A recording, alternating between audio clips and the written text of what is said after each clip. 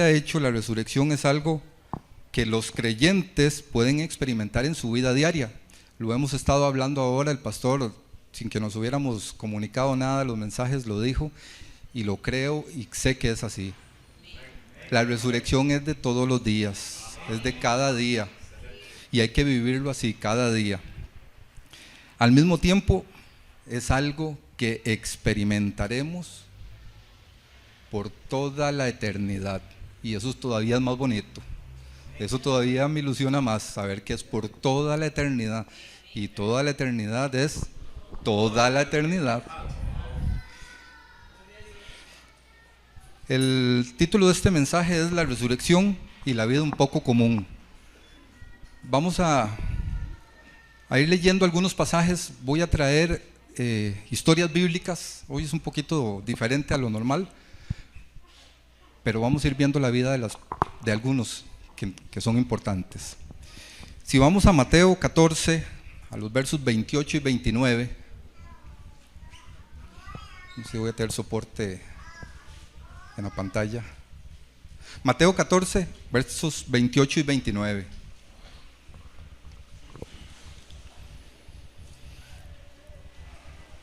¿Lo tenemos, hermanos? Es un pasaje sencillito ahí, dice: entonces le respondió Pedro y dijo: Señor, si eres tú, manda que yo vaya a ti sobre las aguas.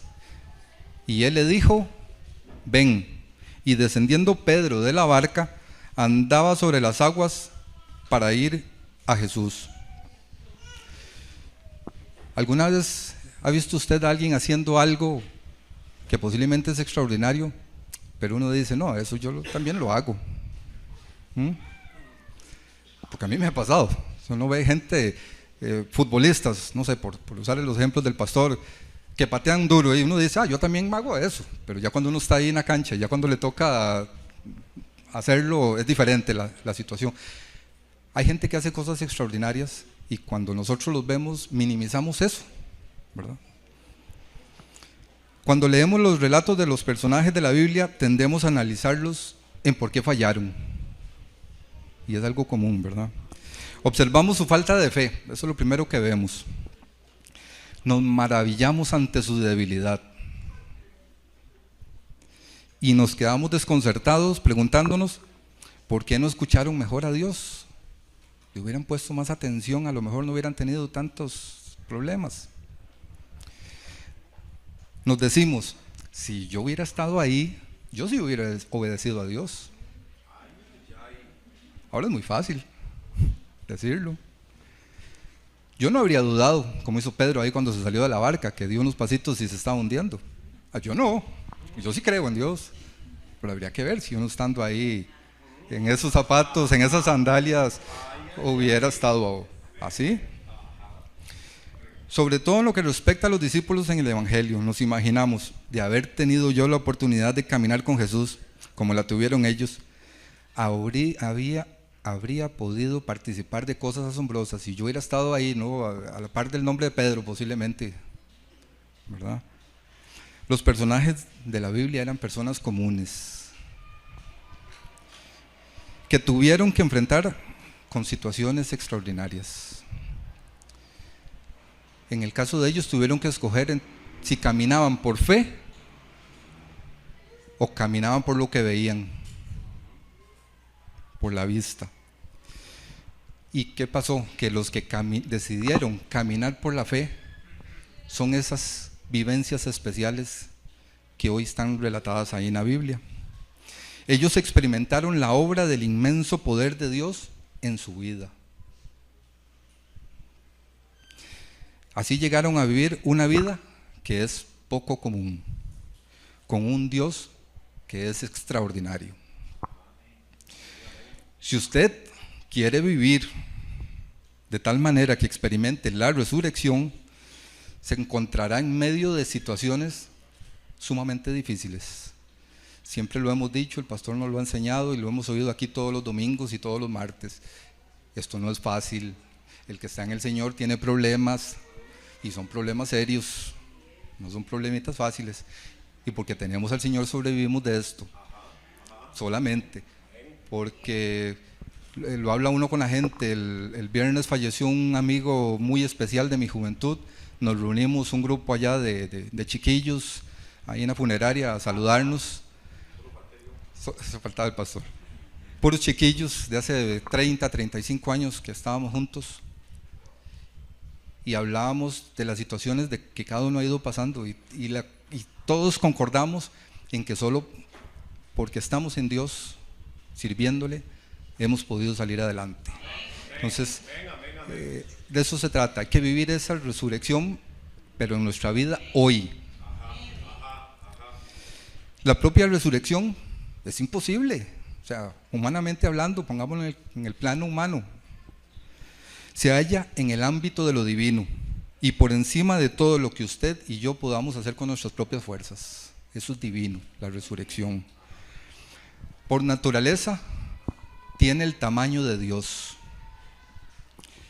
Cuando la viva, no se sorprenda de si Dios lo mete en cosas que son imposibles para el ser humano promedio. De eso estamos hablando, de esas situaciones en que Dios necesita que nosotros aprendamos. La vida de la resurrección trae consigo experiencias poco comunes y nos lleva donde nunca habríamos ido si no lo tuviéramos a Él, y desafía nuestra fe hasta el límite más extremo. Es de lo que estamos hablando. Si usted le está pidiendo a Dios, como hemos estado hablando esta mañana, que le permita experimentar la resurrección, le está pidiendo que lo lleve a un lugar donde nunca ha estado posiblemente. Así es que no se queje cuando Él lo lleve, porque eso significa que tenemos un precio que pagar. La resurrección no es nada más un regalito que se lo dan a uno ahí en una cajita y no, hay que trabajar, hay que pagar un precio por eso. Dios nunca hace las cosas de la manera que pensamos nosotros que se deberían hacer. En Isaías 55:8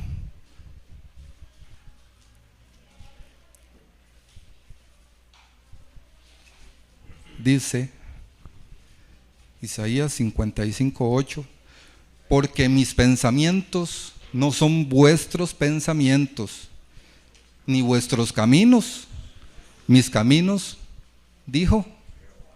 ¿Quién dijo? El pastor, el líder del grupo. No, el Señor, Jehová es el que dice eso. Entonces, cuando nosotros tenemos pensamientos, no son los pensamientos de Dios a veces, ¿verdad? Y muchas veces es así. Por eso es necesario la fe para seguir. La fe es fundamental para toda la vida de la resurrección, porque Dios nos lleva a situaciones que son imposibles. Nos lleva hasta el fin de nuestras fuerzas y a veces hasta más allá. La fe es increíble. Y yo no lo tenía aquí, pero en este momento me pone el Señor la vez que tuvimos el accidente y ya las fuerzas ya no nos daban. Ya estábamos para tirarme en una cama y no levantarme, pero el Señor nos dio fuerzas y nos usó, y usó a mis hijos para que nos levantaran, a Adriana y a Eric, y ellos fueron el soporte. Así que Dios no nos deja solos. Donde ya uno cree que ya no tiene fuerzas, donde ya uno ya hasta aquí, no tengo salida, el Señor nos lleva más. Y las cosas siempre han sido así, tanto en el Antiguo Testamento como en el Nuevo. Ha habido personas que Dios ha llevado más allá de sus posibilidades, hasta el lugar donde solo Él podía dar la victoria.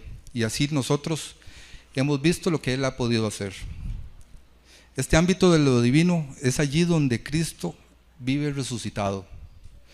Y usted puede esperar ese mismo desafío para su propia vida. La vida de resurrección es un caminar con Dios.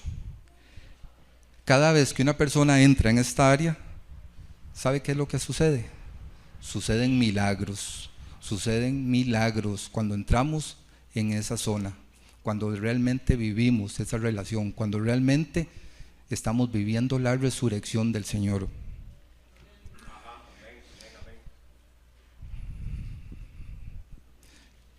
Esto es cierto tanto en el Antiguo Testamento como en el Nuevo, y algo más bonito, es cierto hoy. porque hoy se vive esto. Les voy a contar unos ejemplos. Vamos a ir ahí por un tour guiado en la Biblia, hasta donde nos dé chance, sobre gente que vivió esto. Cuando examinamos a los grandes líderes de la Biblia, la vida de lo divino en carne humana se hace evidente. Moisés fue llamado a sacar a los israelitas de Egipto, donde llevaban muchísimos años sometidos a la esclavitud. En Éxodo 3:10,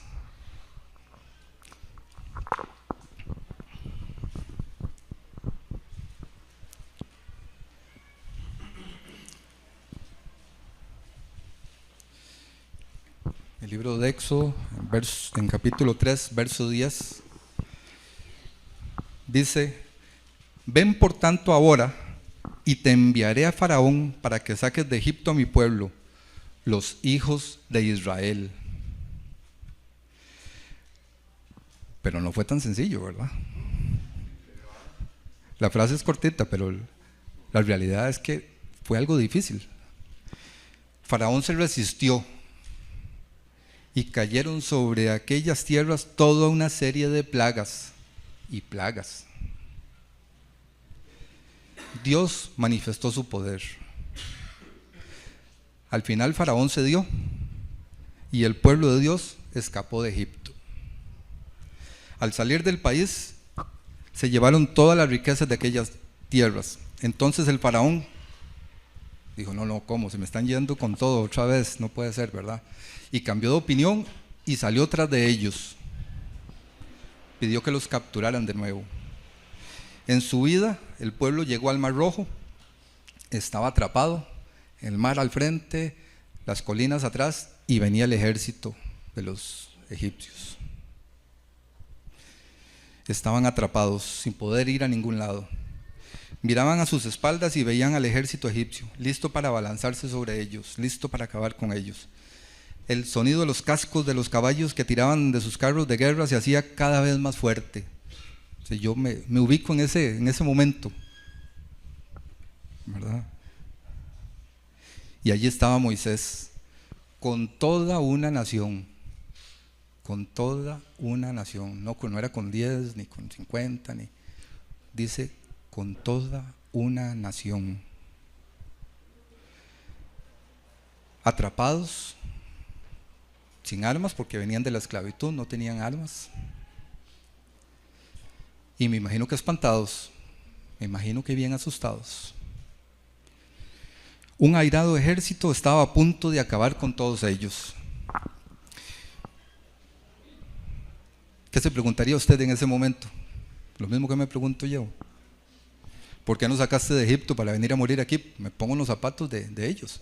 ¿Para qué me sacaste de allá si estaba bien? Me trajiste hasta aquí para venir a morir aquí. No tenemos hacia dónde ir. ¿Qué vamos a hacer? No tenemos ninguna esperanza de escapar. Se nos acabaron aquí nuestras opciones. Ya no tengo más opciones. Sin embargo, aquello era cierto. No. No había ningún lugar a donde ir. No habían ido tan lejos para nada. Sin embargo, el Dios que conocemos abrió el Mar Rojo. El pueblo atravesó sobre un suelo seco. Así dice la palabra. Y todo el ejército egipcio fue destruido. El agua les cayó encima, los ahogó. Después de llevar a Moisés a los israelitas hasta un lugar donde no había absolutamente ninguna manera de escapar, Dios procedió a guiarlos hasta la tierra prometida, de una manera que solo Él podría lograr. Cuando el estrés de estar ahí frente al mar se acabó, el Señor se mostró. Y el mundo se maravilló ante el inmenso poder de Dios ese día. Tanto que está escrito, tanto que hasta hoy lo recordamos. Leíamos una noticia el viernes en clases de Antiguo Testamento 2 que estamos llevando, donde los científicos están descubriendo que esos personajes que a veces leemos en historias y creemos que son bonitas historias, no son historias, son la realidad, existieron y estuvieron en esas condiciones. Pasemos a otro ejemplo. Vamos a hablar de Josué y un plan ridículo. Josué y un plan ridículo. Piense ahora en Josué, quien se dispuso a acaudillar al pueblo de Israel contra la ciudad de Jericó, que estaba seriamente fortificada. No me voy a quedar mucho aquí porque eso lo hablamos el domingo pasado, si no me equivoco.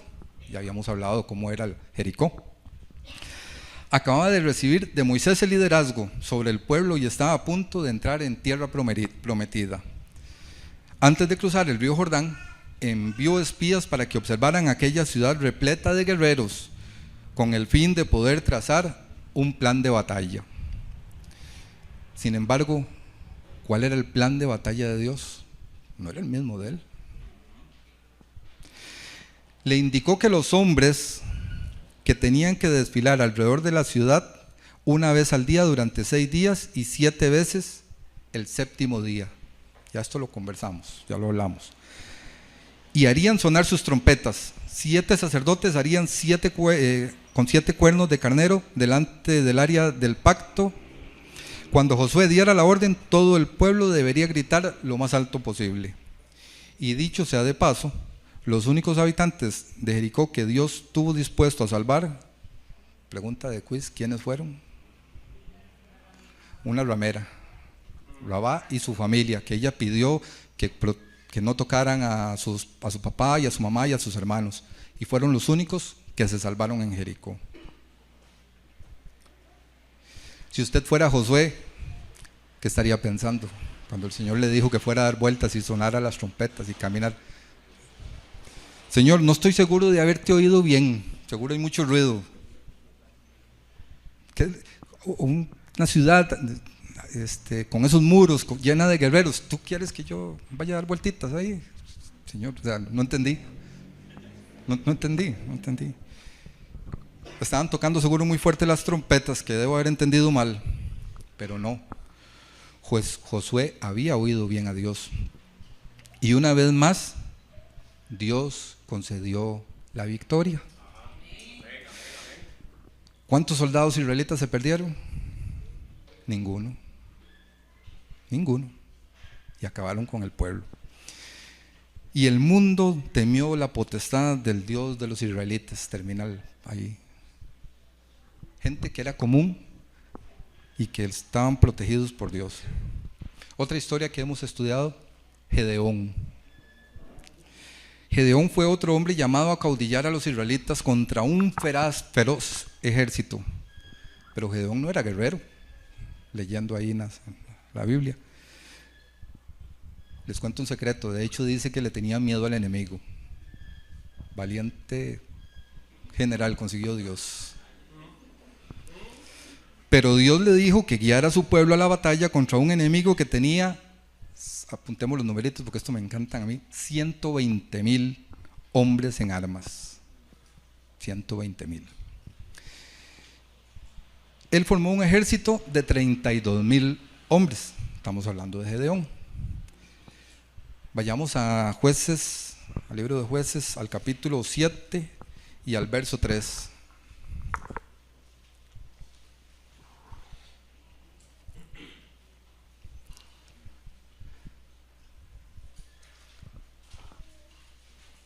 Tenemos la cita.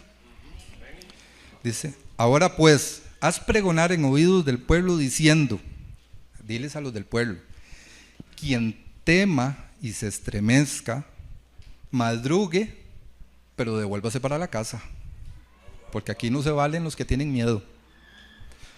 Y se devolvieron los del pueblo 22,000 y quedaron 10,000 contra 120. No, los números los otros no cambiaron. Gedeón seguro estaba feliz de la vida. ¿Verdad? O sea, para de los matemáticos no, eso no hace mucho, ¿verdad? Es un par de números ahí de diferencia. Así Gedeón quedó con un ejército que solo tenía 10,000 hombres. El verso que sigue ahí, el verso 4 al 7, dice lo que pasó a continuación. Y Jehová dijo a Gedeón: aún es mucho el pueblo. O sea, esos 10,000 todavía Dios le dice: Gedeón, son muchos. Llévalos a las aguas y allí te los probaré. Y del que yo te diga, vaya este contigo, irá contigo. Mas de cualquiera que yo te diga, ese no vaya contigo, el tal no irá. Entonces llevó el pueblo a las aguas, y Jehová dijo a Gedeón: cualquiera que lamiere las aguas con su lengua, como lame el perro, a aquel pondrás aparte. Asimismo, a cualquiera que se doblare sobre sus rodillas para beber. Y fue el número de los que lamieron, llevando el agua con la mano a su boca, 300 hombres. Y todo el resto del pueblo se dobló sobre sus rodillas para beber las aguas. Y esta parte es impresionante. Entonces Jehová dijo a Gedeón: con estos 300 hombres que lamieron el agua, os salvaré. Y entregaré a los madianitas en tus manos. Y váyanse toda la demás gente, cada uno a su lugar. Empezamos con 32, bajamos a 10 y ahora quedan 300 para ir a pelear contra 120. No, si los números no dan. O sea, Gedeón, no sé si era que estaba paralizado el miedo, pero estaba para irse. O sea, veámoslo en el plano que ellos estaban en ese momento. Ahora es muy sencillo verlos allá, pero para hacer esto, yo me ponía en ese momento ahí y decía: Señor, pero o sea, ¿cómo? ¿Qué pudo haber sentido Gedeón? Ahora Gedeón se quedó con 300 hombres solamente. Debe haber pensado, tal vez como pensaríamos muchos de nosotros: ¿qué estoy haciendo yo aquí? Aquí sí que no estoy haciendo nada. Esta batalla es imposible de ganar. Nos van a matar a todos. Y todos somos 300 y son 120. Sin embargo, ¿esto fue lo que sucedió? No, ¿verdad? No fue eso lo que sucedió. Los 300 hombres de Gedeón derrotaron a un ejército de 120,000 hombres. Una vez más, no se perdió ni un solo israelita en la batalla. Algo pasa, ¿verdad? Algo hay con los planes de Dios. Dios había metido a Gedeón y a Israel en una situación imposible de superar, y había destruido al enemigo y estos habían destruido al enemigo en una resonante victoria. Y así el mundo vio la protección de la mano de Dios sobre su pueblo. Y así vemos esa protección hoy sobre nuestras manos, sobre nuestras vidas. Una y otra vez Dios llevó al pueblo a situaciones difíciles para manifestarles allí su poder, pero su poder por medio de Él. Entonces, cuando nosotros estamos con Él, tenemos ese poder. Así es como Dios obra, y estos ejemplos son parte de esto. Lo que quiero es que veamos cómo obra Dios en la vida. Hablemos de uno en el Nuevo Testamento, porque también hay estos ejemplos en el Nuevo Testamento. Está en Mateo 14, versos 22 y 23.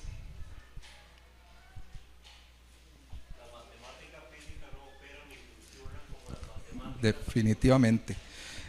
Mateo 14 del 22 al 33, perdón, dije que era hasta el 23, es hasta el 33.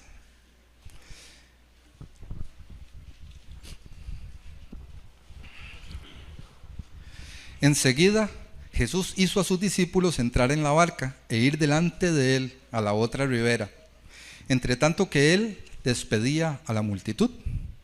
Despedida la multitud, subió al monte a orar aparte, y cuando llegó la noche, estaba allí solo.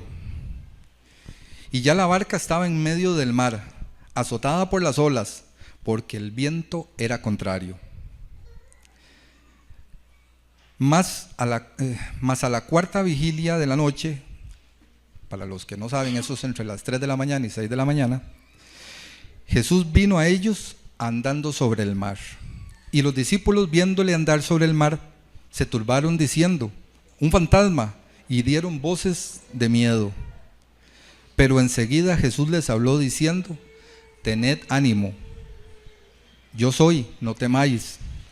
Entonces le respondió Pedro y dijo: Señor, si eres tú, manda que yo vaya a ti sobre las aguas. Y él le dijo: ven. Y descendiendo Pedro de la barca, andaba sobre las aguas para ir a Jesús. Pero al ver el fuerte viento, tuvo miedo, y comenzando a hundirse, dio voces diciendo: Señor, sálvame. Al momento Jesús extendió la mano, asió de él y le dijo: hombre de poca fe, ¿por qué dudaste? Y cuando ellos subieron en la barca, se calmó el viento. Entonces los que estaban en la barca vinieron y le adoraron diciendo: verdaderamente eres el Hijo de Dios. En estos versos encontramos a un Pedro y a los demás discípulos en una barca en medio del mar de Galilea, metidos en medio de una tormenta en la noche. Estaban allí porque Jesús les ha ordenado que entren en la barca y crucen a la orilla opuesta. Era más de medianoche, sus vidas estaban corriendo peligro.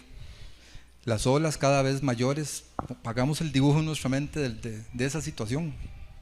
El viento soplaba cada vez más fuerte y el agua había comenzado a llenar la barca.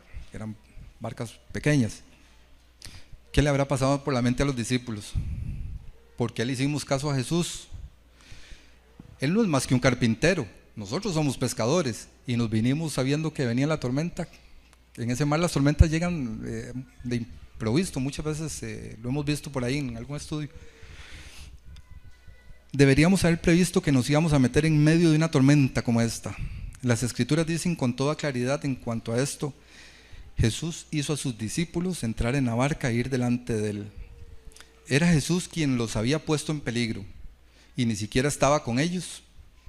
Bueno, esto solo es una verdad a medias. Jesús se les unió después caminando sobre las aguas. Cuando los discípulos ven la figura de un hombre en el agua, se aterraron y pensaron que seguramente se trataba de un fantasma. ¿Qué explicación le podríamos dar a eso? Era alguien caminando sobre el agua. Y tiene que ser un fantasma, tiene que ser algo extraño. Al fin y al cabo, la gente de carne y hueso no camina sobre las aguas. Nadie había caminado antes y nadie lo ha hecho después. No podemos caminar sobre el agua. Jesús sabía que tenían miedo y les dijo: tened ánimo, yo soy, no temáis. De inmediato Pedro es Pedro, ¿verdad? Le respondió con gran valentía: Señor, si eres tú, mándame a caminar sobre el agua. Como dice el pastor, cuidado pierde, ¿verdad? A continuación lo que aparece es esa asombrosa declaración: y descendiendo Pedro de la barca, andaba sobre las aguas para ir a Jesús. Hablemos de vidas corrientes aquí. Experimentó un milagro. ¿Qué sucede cuando obedecemos? ¿Qué sucede cuando obedecemos la palabra de Dios? Estallan las bombas. Estoy viendo el corazón. Por dicha. Cada vez que obedecemos al Señor, cuando pasan situaciones extrañas, pero cuando estamos ahí conectados al Señor es cuando suceden los milagros. Si usted quiere un milagro en su vida, como oraba el pastor ahora, por eso estábamos aquí delante, es porque creemos en el Señor, porque estamos dando nuestra vida, porque sabemos que Él va a trabajar en nuestra vida. Si usted quiere un milagro en su vida, ponga de su parte, dele su corazón a Dios. Tiene que darle su corazón a Dios. Recuerde que Pedro no estaba solo en la barca. Los demás pudieron haber dicho: yo también quiero ir, llévame. Pero solo Pedro se animó. Lo mismo sucede muchas veces en nuestras congregaciones. No estamos hablando de aquí, por supuesto, estamos hablando de otras iglesias, en que solo uno o dos o tres tienen fe. ¿Y los demás? ¿Qué hacemos los demás? Es como que si no fuera conmigo, es como pasa. Decía el pastor Manuel, me quedo viendo el abanico, le estoy hablando al abanico. Pero si queremos realmente tener esa vivencia, tenemos que poner nuestro corazón al servicio del Señor.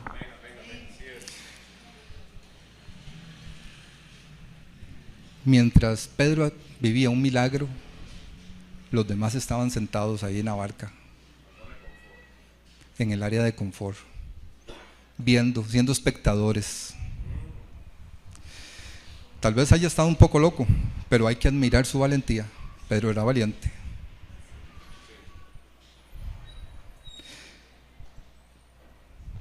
A lo mejor alguno de los que se quedó en la barca desde ahí pudo haber dicho, eso lo hubiera hecho yo también. A lo mejor en este momento aquí de unción, hasta yo camino en él. Pero no es así, porque no se trata de eso, no se trata de cómo viven los demás, se trata de cómo yo lo vivo, se trata de cómo yo lo tengo en mi vivencia, de eso se trata. Estoy seguro que no lo habrían podido hacer. Lo que hizo Pedro exige fe, y los razonamientos humanos no les habrían dejado salir de aquella barca siquiera. Así también, cuando Pedro volvió a los razonamientos humanos, ¿qué pasó? Se metió en un problema. Cuando él dijo, no, se está moviendo el agua y se le acabó la fe. Y eso nos pasa a veces, pero tenemos que buscar que esos momentos sean lo menos posibles, porque tenemos que estar en una sintonía con Dios todos los días de nuestra vida, desde que nos levantamos hasta que nos acostamos. El día que apartemos los ojos de Jesús, estamos listos. Tenemos problemas. Si Él vio las olas y comenzó a experimentar dudas, no dejemos que nos pase a nosotros eso. A pesar de todo, ¿no siente usted admiración por Pedro? Al menos tuvo la valentía de intentarlo. Al menos lo intentó. Y a veces nosotros nos quedamos sin ese intento. A veces nos quedamos pensando de que no es para nosotros, de que eso no es para mí. Y nos pasa. Amaba a Jesús y sentía un verdadero desespero de estar con Él. No podemos estar seguros de que Jesús se sintió orgulloso de Pedro mientras extendía el brazo y lo tomaba por la mano para rescatarlo. Y en ese momento le dijo, hombre de poca fe, ¿por qué dudaste? ¿En qué tono se lo habrá dicho Jesús? Porque ahí tenemos lo que dijo, pero no sé en qué tono lo dijo. De frustración, de reprensión, lo estaba reprendiendo. Tal vez se lo dijo en un tono de aliento, hombre de poca fe. ¿Por qué dudamos? Si estamos viendo las maravillas de Dios cada día, ¿por qué dudamos? Si estamos viendo los milagros, ¿por qué dudamos? No debemos dudar. Él sabía que la idea de caminar sobre el agua era algo absurdo por completo para la mente humana, y mientras le hablaba a Pedro, debe haber tenido una sonrisa en el rostro. Pedro, ya habías llegado hasta aquí, ya estabas caminando sobre el agua.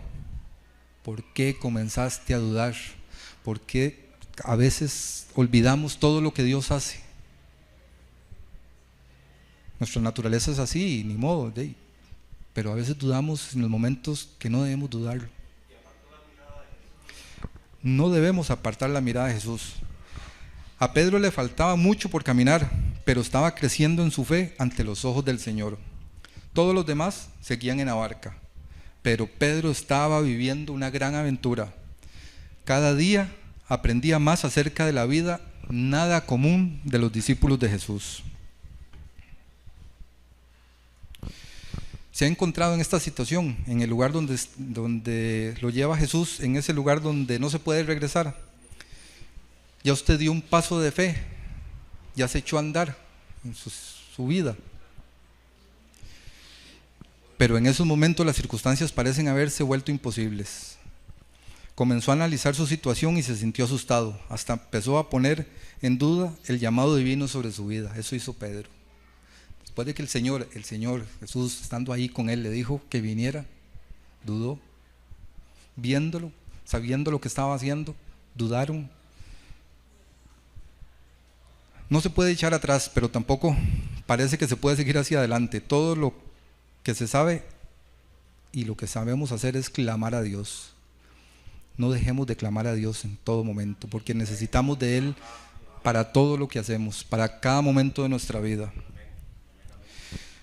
Si usted se encuentra en esas condiciones, le voy a decir una cosa que me encantó cuando lo leí.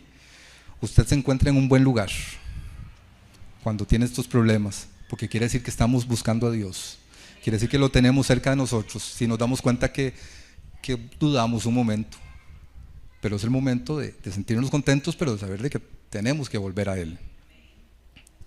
Por eso no desista, no titubee, no se vuelva atrás, limítese a invocar su nombre, confíe en Él, porque lo tiene exactamente donde Dios quiere tenerlo, tomando decisiones y confiando en Él.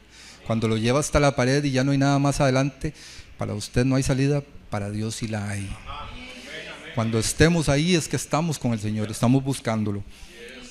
Dios actúa de esa manera, nos lleva a puntos donde parece no haber esperanza, para que clamemos a Él y hallemos lo que ha previsto para nosotros. Él se mueve en otro plano diferente al nuestro. No se maneja con nuestras limitaciones. No se ve restringido por las leyes de la naturaleza, porque Él mismo fue quien hizo la naturaleza. Él es Dios, y eso hay que recordarlo siempre y a cada momento. Él es Dios. Y cuando seguimos su camino, dejando que sea Él quien tenga el control absoluto, tenemos una vida de resurrección en su mejor forma. Hoy se trata de resurrección. Si en su vida está viviendo eso, entonces usted está viviendo una vida de resurrección. Y eso es lo que necesitamos, vivir esas vidas de resurrección. No es celebrar que un día, como nos contaba el pastor ahora mientras presidía, que se levantó, que si viernes o sábado o domingo, qué día fue, o sea, no es lo importante. Es que esté resucitado en mi vida, en mi corazón, en mi mente, en mi familia, en mi trabajo.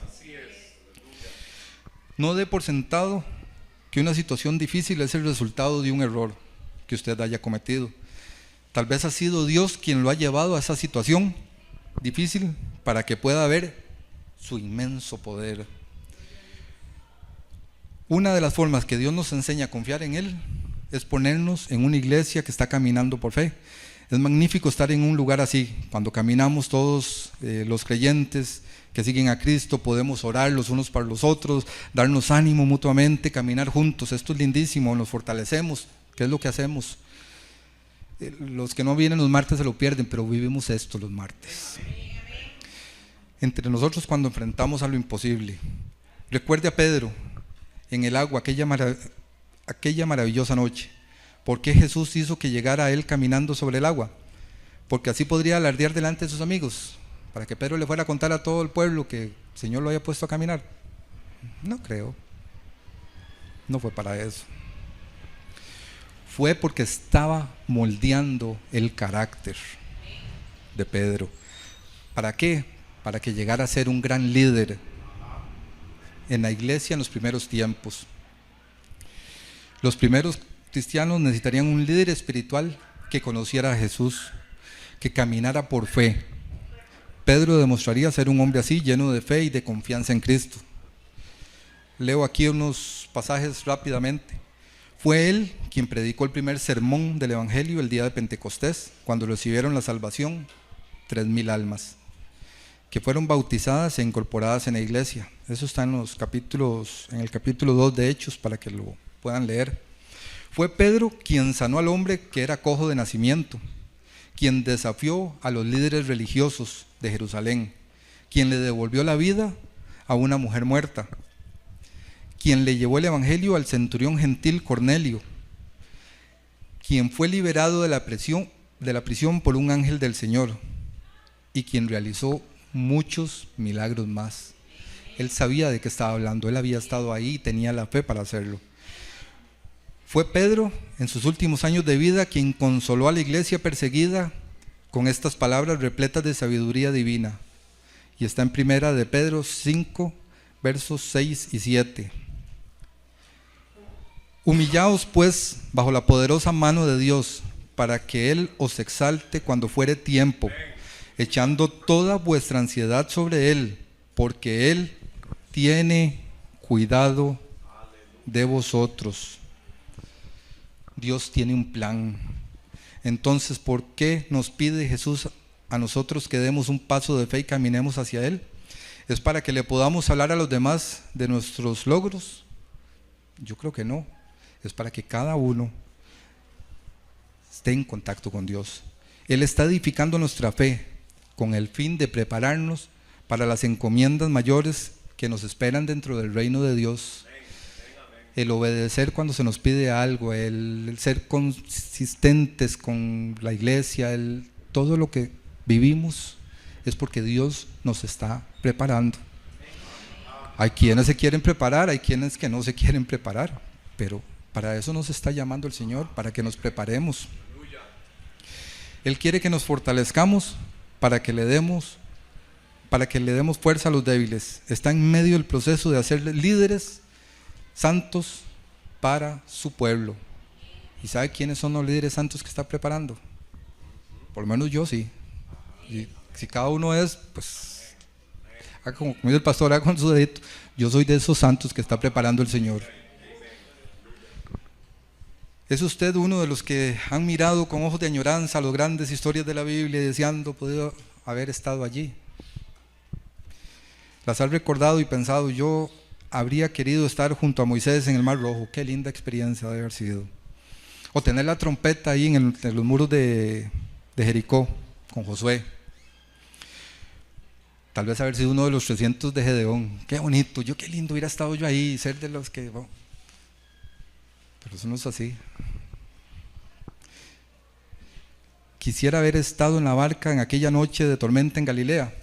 Habría podido ver a Jesús caminando sobre el mar y habría podido salir caminando a su encuentro junto a Pedro, posiblemente, pienso hoy. Hoy es el día que nos toca a nosotros ver el inmenso poder de Dios. Esas historias son para contarnos qué pasó, pero hoy es el día para que usted y yo veamos el inmenso poder de Dios. Dáselo bien fuerte al Señor.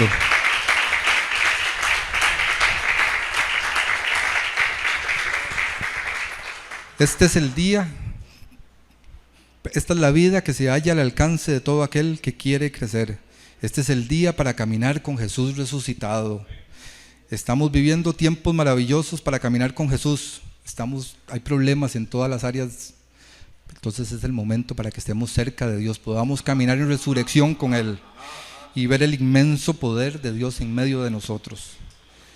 El apóstol Pablo entendía que la vida cristiana, que la vida de resurrección, es algo lleno de frescor y emoción. En Romanos 6:4 dice, ¿ya llegó? Romanos 6, verso 4. Porque somos sepultados juntamente con Él para muerte por el bautismo, a fin de que como Cristo resucitó de los muertos por la gloria del Padre, así también nosotros andemos en vida nueva. Y esa vida nueva es una vida de resurrección, es una vida con el Señor. Eso es lo que nos está diciendo ahí, ¿verdad? Entonces tenemos que vivir esa vida de resurrección. En la vida nueva no se puede ser la misma vida que teníamos antes de encontrar a Cristo. Es una exigencia totalmente distinta. Es el lugar donde camina Jesús. Es por donde tenemos que caminar ahora. Solo el Señor sabe lo que Él quiere hacer en nuestra vida. Por consiguiente, pregúnteselo a Él. Tal vez le esté diciendo que salte por la borda de su cómoda barca, que se salga de su área de confort. Ay, ay, ay. Pero usted se siente aterrado. Confía en Él.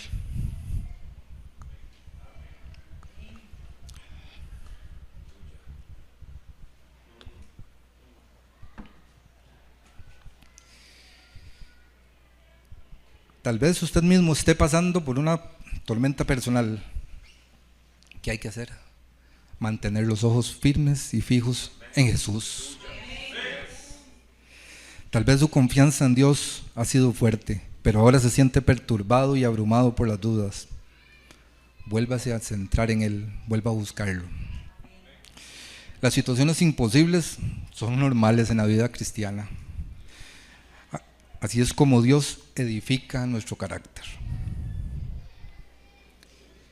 y trae la gloria sobre sí mismo. Perdón.